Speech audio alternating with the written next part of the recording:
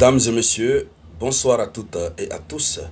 À la une de l'actualité internationale, ça devient un jeu de ping-pong entre l'Allemagne et la Russie.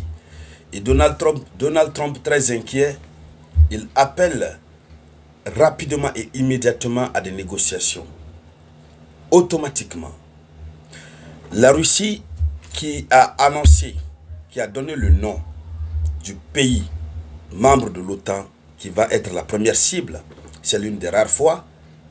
Hier, la Russie a cité nommément l'Allemagne. Et aujourd'hui, hier c'était par le biais du vice-président du Conseil de sécurité russe. Aujourd'hui, c'est donc au tour du président de la commission de défense de la Douma d'État russe. Je dis bien le président de la commission de défense de la Douma d'État russe. Pour ceux qui ne savent pas, la Douma d'État russe, c'est le Parlement russe. Donc ce sont les représentants du peuple qui en temps normal se prononcent librement et de façon très indépendante.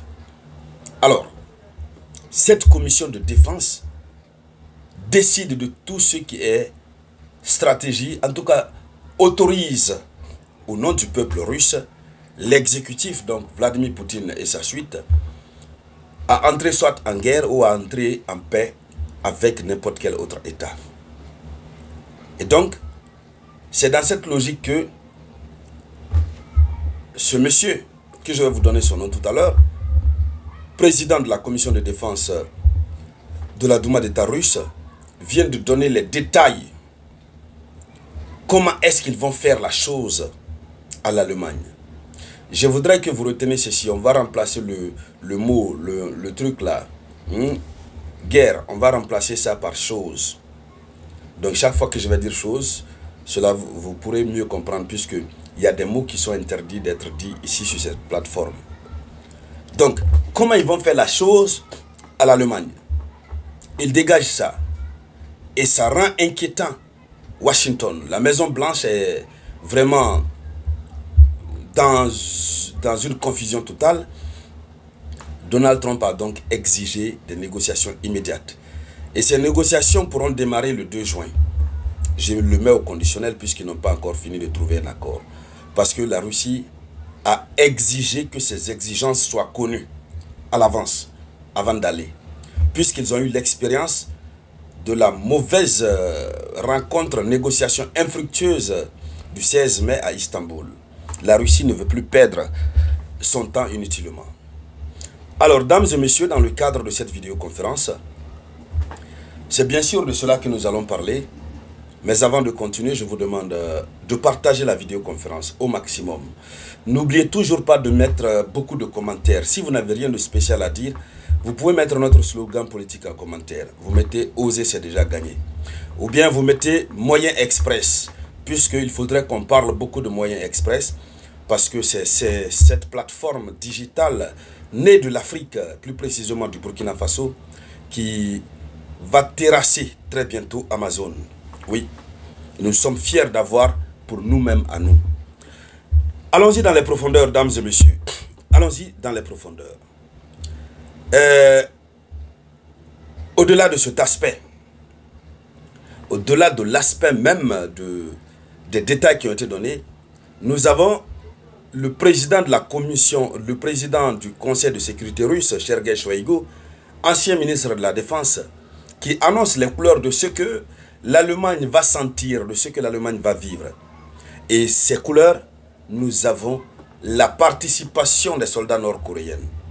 Donc, il va se baser sur la participation précédente des soldats nord-coréens et qui ont permis de faire le bon nettoyage à Kursk.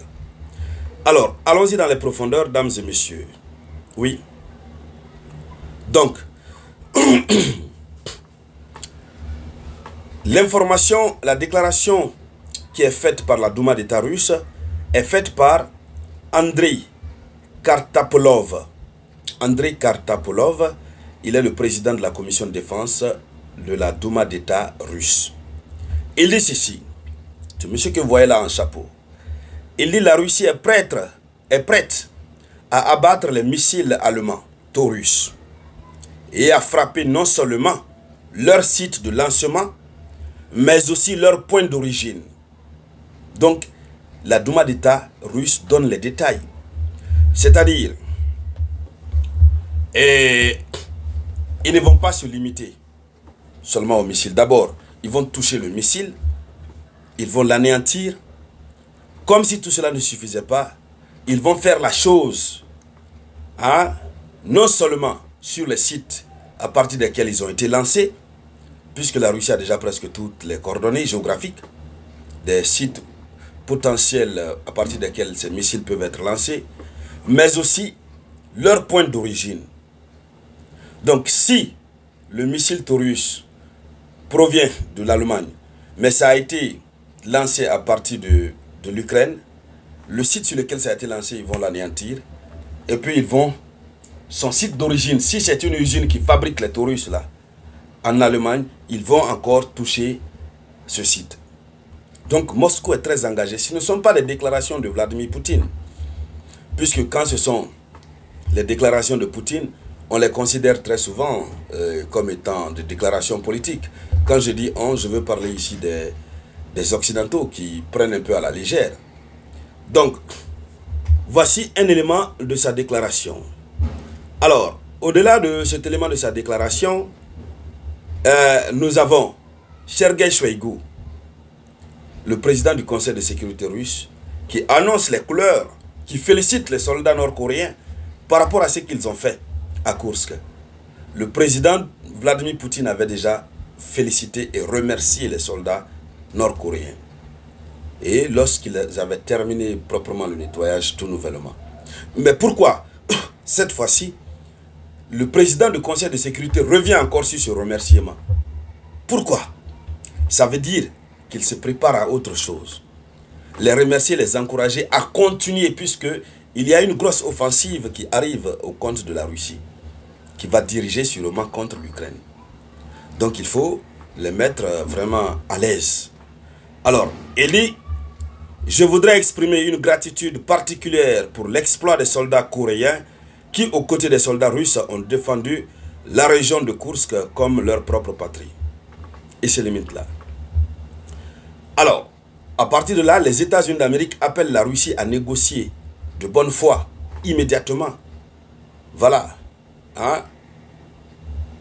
Puisqu'ils ont lancé une nouvelle proposition de discussion russe, la Russie a fait une nouvelle proposition de discussion directe avec Kiev.